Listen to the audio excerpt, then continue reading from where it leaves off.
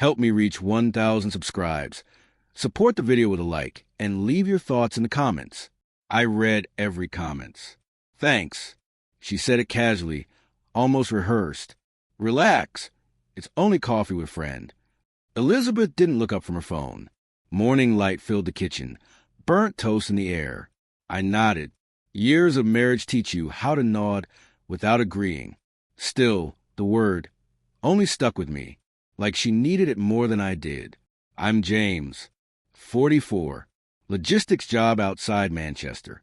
Stable, predictable, quiet. Elizabeth used to say she liked that, said I made her feel safe.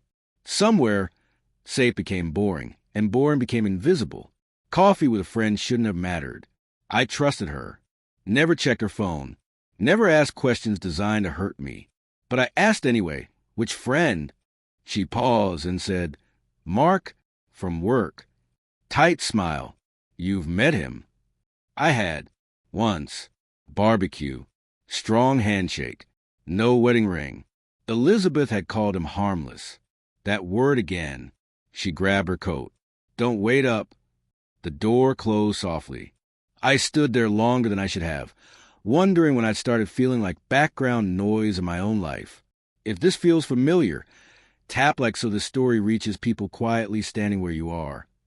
She came home late, lighter, talkative, laughing about Mark. When she showered, her phone buzzed twice on the counter. I didn't touch it. I didn't need to. The smile she wore told me enough.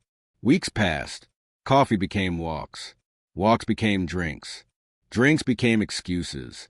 Each explanation arrived before the question. You're overthinking. You're dramatic.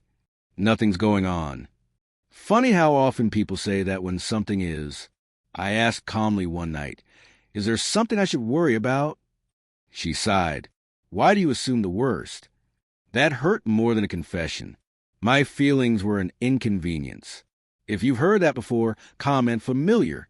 You're not alone. The distance grew. Less touch. More phone. Locked doors. I replayed every moment, searching for where I lost her. Maybe love doesn't end loudly. Maybe it just erodes.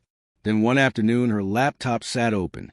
An email preview caught my eye as I walked past. Can't wait to see you again. Yesterday felt different. No name. None needed. My hands were steady. My chest wasn't. That night, when she said she was meeting Mark, I didn't argue. I just said, then ask his wife. Silence. Her face drained. What are you talking about? Too fast. I repeated it. Slower. She whispered, how do you know? That answered everything. If you believe truth always surfaces, type clarity in the comments. She didn't go out. She paced. Offered broken explanations. It wasn't serious. It just happened. I listened, not angry, focused. This wasn't sudden. It was many small choices stacked together.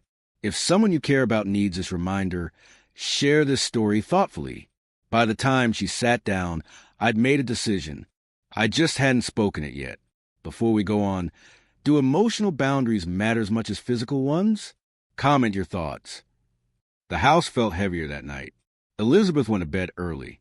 I stayed up, lights off, realized it was never about coffee. I sat there thinking about how easy it is to mistake patience for strength and silence for loyalty. I had stayed because leaving felt like failure, because men are taught to hold things together even when they're coming apart. I thought love meant endurance, but endurance without honesty slowly turns into self-betrayal. I replayed every compromise I'd made, every moment I'd swallowed doubt to keep the peace. Peace built on avoidance isn't peace at all. It's just quiet erosion. And in that quiet, I finally understood something uncomfortable but freeing.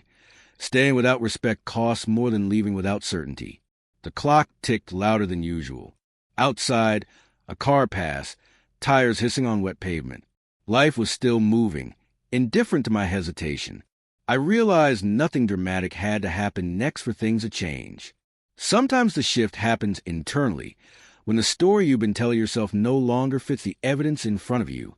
That awareness settled in heavy but steady, waiting for morning to decide what came after. For us, I woke before Elizabeth. The house was quiet, that hollow quiet that comes after something breaks without noise.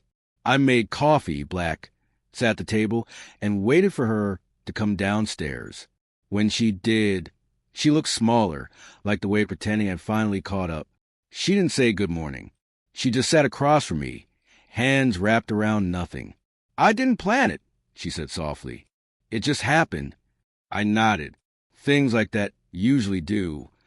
My voice surprised me. Calm, clear, no edge. I wasn't interested in details. I already knew enough. Cheating doesn't start with touching. It starts when honesty feels optional. She asked, "Are you leaving?" I thought about it, not the logistics. The meaning. Leaving isn't always walking out the door. Sometimes it's deciding you won't lie to yourself anymore. Not today, I said, but something has to change. She cried then, not loud, quiet tears, the kind that asked for comfort without saying it. I didn't move. That boundary felt important. Compassion doesn't mean erasing consequences. The next days were awkward, careful. She deleted messages, swore it was over, promised transparency. I listened, but promises after exposure sound different, like apologies delivered too late to stop the bleeding. Mark texted once. I saw it.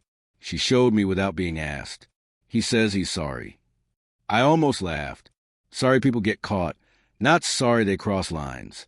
I asked one question that mattered. Why didn't you tell me you were unhappy? She looked away. Because you felt safe. And safe didn't feel exciting anymore. That hurt, but it clarified everything. Safety isn't supposed to compete with excitement.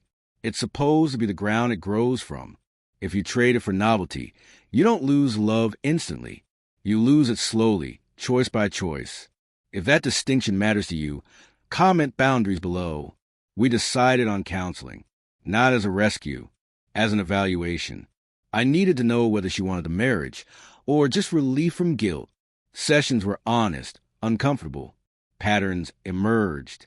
Avoidance, validation seeking, my silence, her drifting. No villains, just damage.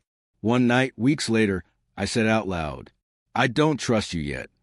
She nodded. No argument. That was progress, maybe, or just acceptance. Trust didn't magically return, but self-respect did. I stopped minimizing my needs. I stopped explaining why fidelity mattered. If someone needs convincing, they already chose differently. Eventually, we reached the truth neither of us could soften. She wanted to feel chosen. I wanted to feel respected. Those aren't opposites, but they require the same foundation. Ours was cracked. We separated quietly. No screaming. No public drama. Just paperwork and honesty. She moved out. I stayed. The house felt empty, then lighter, like it could breathe again. If you know someone stuck at this crossroads, share this story with care. Months later, I ran into Mark at the supermarket. He looked away first. That told me everything I needed. Elizabeth and I speak occasionally.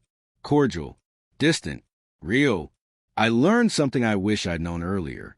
Love isn't proven by how much you endure. It's proven by what you refuse to accept.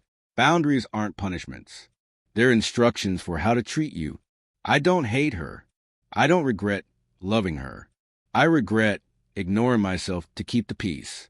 Peace built on self-erasure always sends a bill later. If this story resonated, like this video, comment one word that stayed with you, and subscribe for stories that value clarity over chaos.